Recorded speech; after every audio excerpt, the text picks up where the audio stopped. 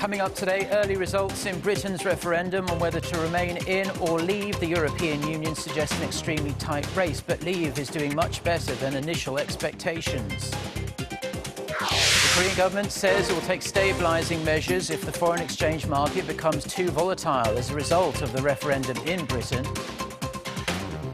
First, the UN Security Council condemns North Korea's latest ballistic missile launches. It calls on all UN member states to implement toughened sanctions on the rogue state. Stay tuned for these stories and more.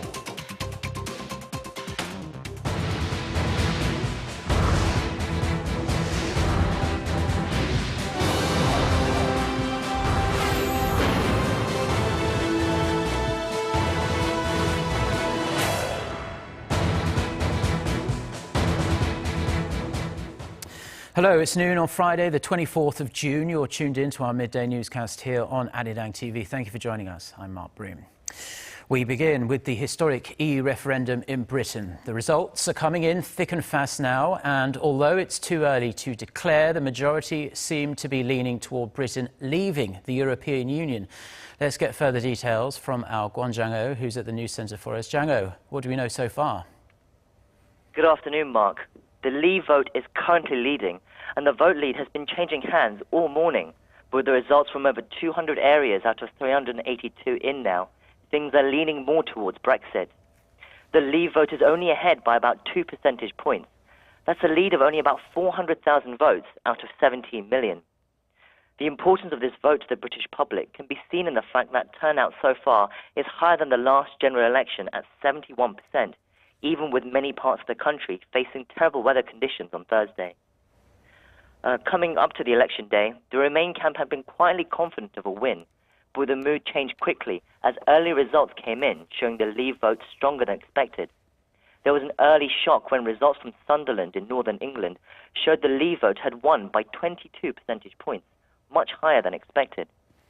London, Scotland and Northern Ireland are showing strong Remain votes, while the rest of England and Wales have been in the Leave camp. But there's still quite a few areas to go, so we'll need to keep a close eye on the results. Yes, we must stress that this is not confirmed in any way quite yet. So what happens next? What happens if the Leave vote does actually win today? Well, it will certainly send shockwaves throughout Europe and the rest of the world. Many are predicting Britain's economy will be hugely affected, with the IMF declaring that it would knock off 5.5% of UK's GDP. But today's vote won't mean the UK can leave the EU right away. It could take anywhere between 5 to 7 years for that to happen, and during that time we can expect further political debates and lengthy renegotiations of trade and diplomatic deals with the EU and other countries. The Leave voters would demand a tightening of borders to cut down on immigration, which is one of the main issues of this referendum.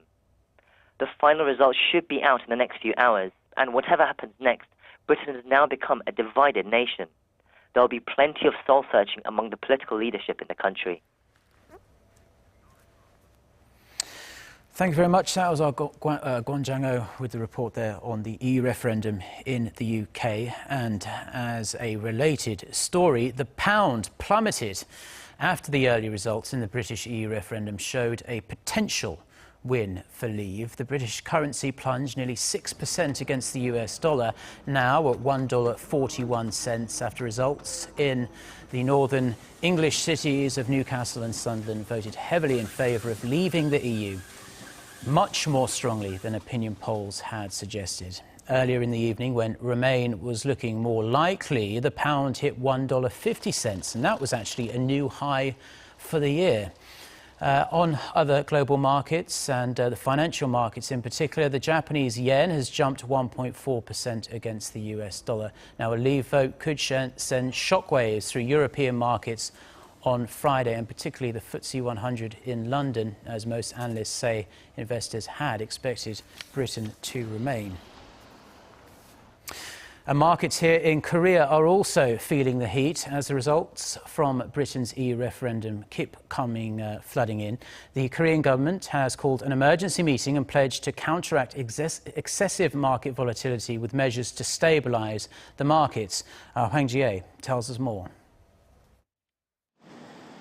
Korea's benchmark Kospi opened up 0.75% higher on Friday morning, above the 2000 level as investors bet on Britain remaining in the EU. But with early results from Britain putting the Leave camp in the lead, the index soon lost its earlier gains, trading at around 1,980 as of 11 a.m. local time. The tech-heavy Kosdaq is also trading down around 0.3% compared to Thursday's close, erasing its gains at trade opening of roughly 1%. As the results from Britain pour in, the Korean government said that if needed, it will quickly push through measures to stabilize local markets. If local foreign exchange and financial market volatility increases excessively, we will quickly push through market stabilization measures that are necessary in relevant situations. The government held an emergency meeting with other financial authorities on Friday morning to gauge the possible impacts of the UK referendum. The Bank of Korea also plans to join government efforts while closely monitoring the market until the final results are out. Major global institutions like the IMF, however, expect a Brexit to have a limited impact on the real economy of non-European countries, including Korea. Hwang Jie, Arirang News. Now, we are certainly seeing a very jittery market here in Korea. The Kospi is currently trading at the 1,950 level, down nearly 2% from yesterday's close. The foreign exchange market is also taking a hit, as you might expect, with the Korean won weakening against the greenback, once hitting 1,161 to the US dollar. Now, in other news, the Korean government has lowered its growth outlook for this year to 2.8%. That's down 0.3 percentage points from its earlier projection of 3.1%. The government gave the projection during a meeting with the ruling Saenuri Party on Friday, but vowed to get the rate back up to 3% next year. During the meeting, the government and the ruling party also agreed that the focus in the second half of the year should be on job creation. They also noted the need for measures to support the workers that could lose their jobs due to the ongoing government-led corporate restructuring drive. Finance Minister Yoo Il-ho said that the government will continue efforts to create jobs and speed up the corporate restructuring drive to boost competitiveness and better manage risks. The UN Security Council has spoken with one voice, strongly condemning North Korea's latest ballistic missile launches. It's also pressing member states to properly implement sanctions on the rogue regime. Kwon So-ah with the details. A day after the UN Security Council held an emergency meeting on North Korea's 2 missile tests, it adopted a press statement condemning Pyongyang's continuous violations against its obligations to the international community.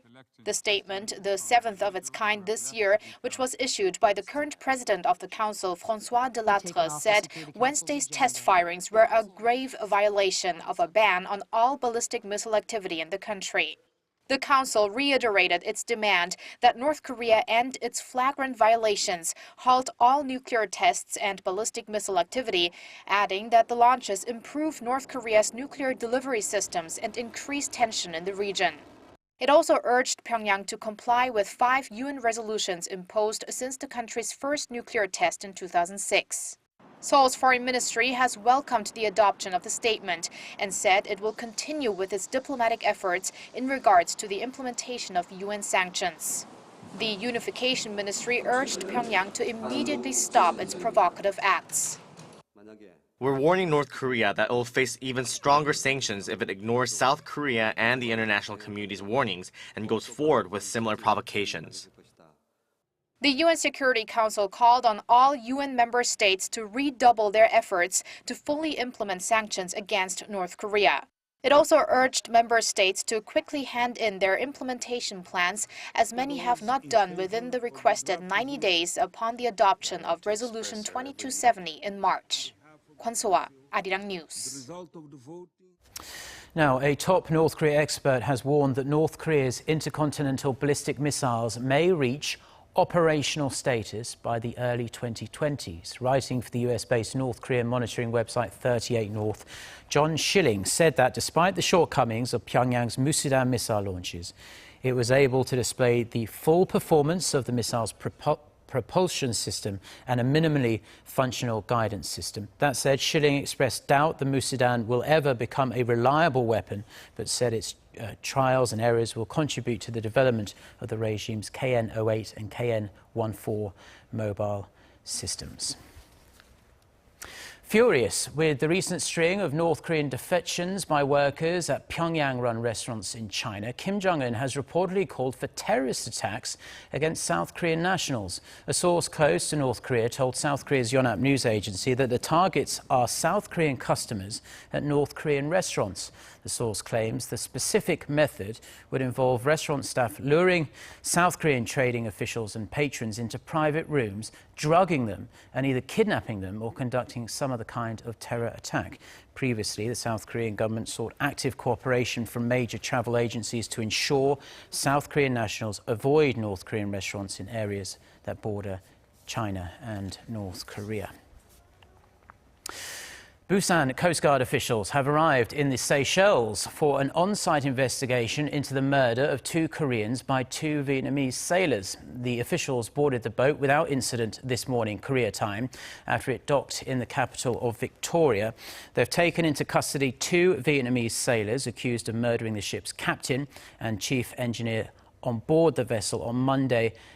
They reportedly did so while intoxicated on alcohol.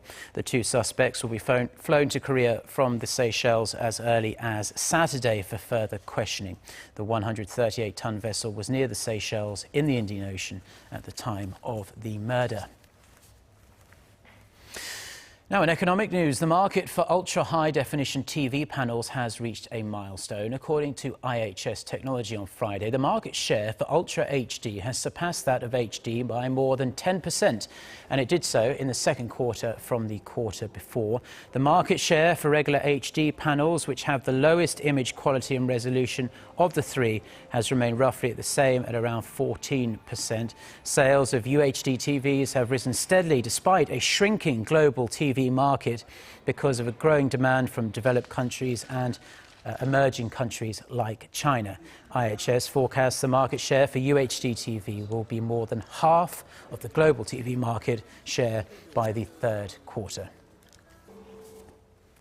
Volkswagen has reportedly agreed on a multi-billion-dollar compensation plan for its emissions cheating scandal in the United States. Sources familiar with the matter say the German auto giant will pay out nearly $10.3 billion to settle claims from US owners of the affected diesel-powered vehicles. The settlement includes offers to buy back some of the 500,000 vehicles that contain software capable of duping government emissions tests. The sources say the average compensation to owners will be about $5,000. Now, separately, Volkswagen is expected to set aside more than $4 billion for green energy projects and a program to offset excess diesel pollution. The settlement does not address lawsuits filed by US states or investors or a criminal investigation by the Justice Department. A powerful tornado and hailstorms have killed scores of people and injured hundreds in a province in eastern China. Hail as big as ping-pong balls wreaked havoc in the region, leaving large areas pretty much resembling a war zone. Our Park Jong-un has the details. The intense weather in Jiangsu province caused a high number of casualties, leaving nearly 80 people dead and some 500 injured. The hail came down so hard that it left gaping holes in the ground.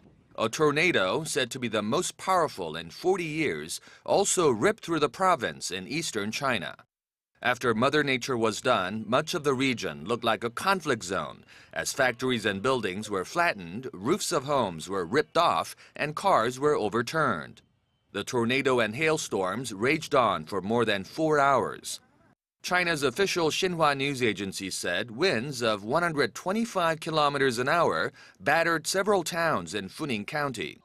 Communication and power have been cut off. Leading up to the latest havoc in the country's central to southern region, torrential rains that started last week had already claimed some 30 lives and left more than 20 missing. Park Jong-un, Arirang News. Now, Korea will get a drenching today, with some regions seeing thunder and lightning before clearing overnight. Seoul and its surrounding Gyeonggi-do province will get less of a sprinkling than other areas. Up to 30 millimeters is forecast. The Jeollado provinces will see the most rain, up to 80 millimeters falling there. Jeju Island and the Gyeongsang-do provinces in the south will get up to 60, so you will need an umbrella today.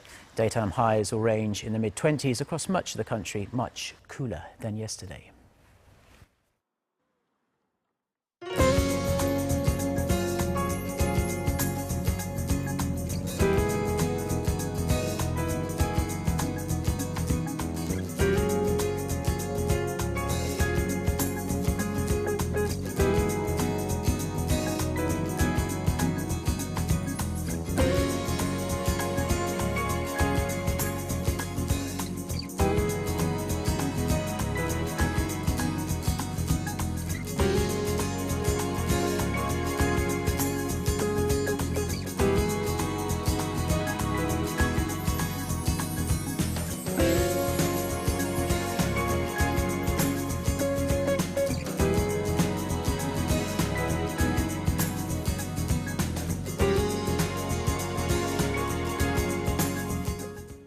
Well, that's all we have for now on this Friday lunchtime here in Seoul. I'm Mark Broom. Thank you, as always, for watching. We'll be back throughout the day with more newscasts. But if we don't see you, have a wonderful weekend.